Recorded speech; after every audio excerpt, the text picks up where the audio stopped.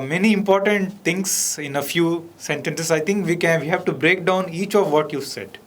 But I think one idea that we've constantly discussed throughout your preparation over the last 2-3 years has been that this is not one exam but three exams. Many aspirants make the simplistic assumption that they're writing just one examination, that is a civil service examination.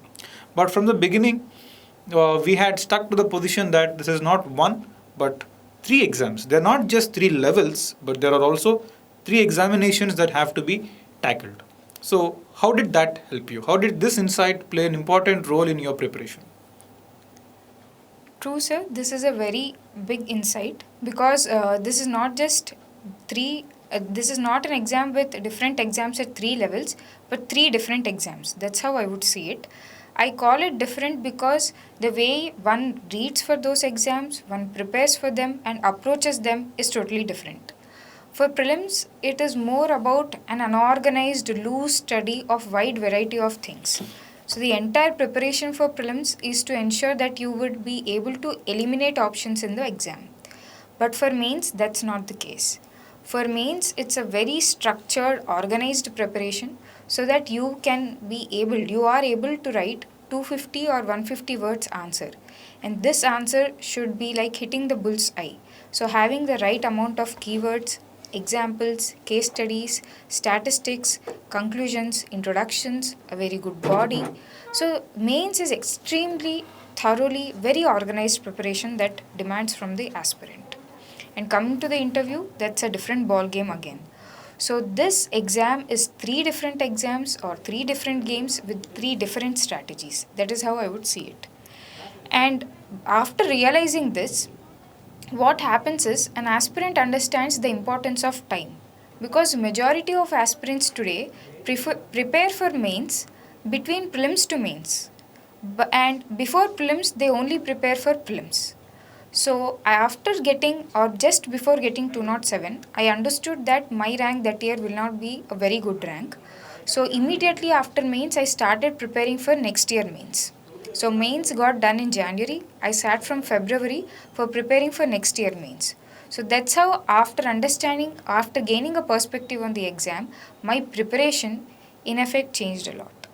That's, I think, a very important takeaway for many aspirants today because in all the aspirants that I guide and mentor throughout our mentorship program, one consistent problem that I see is that many are preparing only for prelims and they think or they get confused. They equate their prelims preparation with mains preparation. In prelims, I think the challenge is that one must read a lot, have an open-ended preparation, and the key ability is to identify an option and use smart elimination to get your answer right. That is the game in prelims. But in mains, things are quite different, in fact, isn't Yes, it? sir. In mains, you have to write a lot in a very short amount of time. So, whereas one examination, one level, prelims calls for vast, unorganized reading, mains calls for more targeted and highly organized study. And the other issue is that the timeline that you had very importantly mentioned. Many students get stuck in the cycle of prelims and mains. They are preparing for prelims for a long time. And even if they clear prelims, then they start preparing for mains. And that's about what, 3 to 4 months? That's it, between Yes, sir. prelims to mains. Yes. That is the only time they're preparing for mains. Once mains gets done, everybody is hopeful that they'll get selection. And it takes about 2 to 2.5 months for the result. Yes. And let's say if the luck doesn't work and if a candidate does not get selected, then he finds himself out of the list and it takes for about month and a half to recover from that negativity and the burden of failure. And they again start preparing for prelims because prelims is just a few months away. That's right.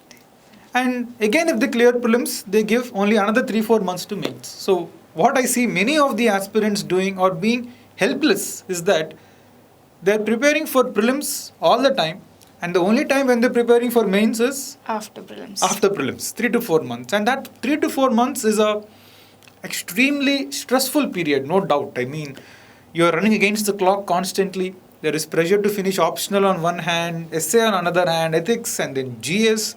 Huge ground to cover. and very, very limited time.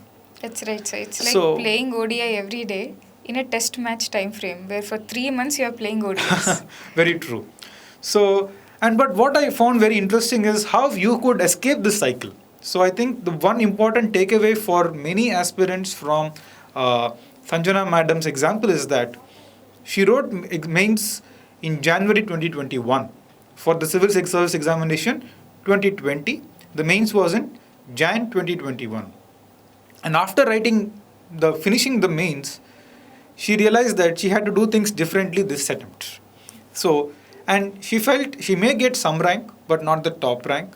So, she began preparing for mains 3 weeks after giving one mains. That is what many candidates do not do. Many are eagerly hoping that they will get rank this time.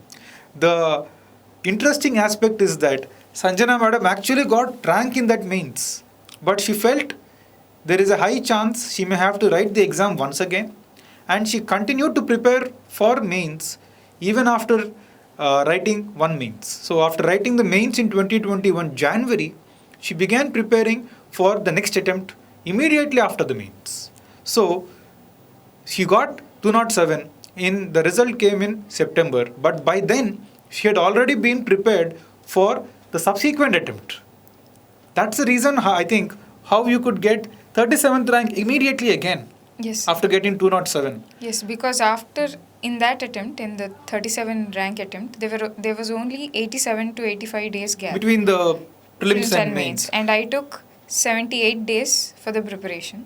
So that's a hell of a True. period. So I think the key lesson is that Madam was already prepared for the next attempt by the time she got rank in the previous attempt. So she did not leave her mains preparation to chance. She worked against the odds, and I think that kind of commitment is needed to perform well here. Thank you for sharing that insight. Thank you, sir.